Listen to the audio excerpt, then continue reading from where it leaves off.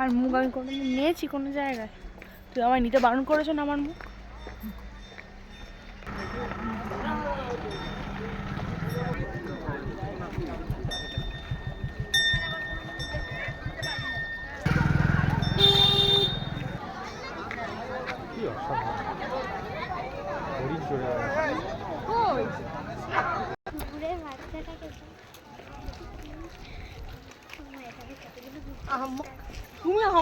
খেয়াল করো মাম, এইরকম শালি বরাবর সব পুরোটাই কিন্তু পাহাড়। আপ টু তুমি এ পর্যন্ত যত যাবে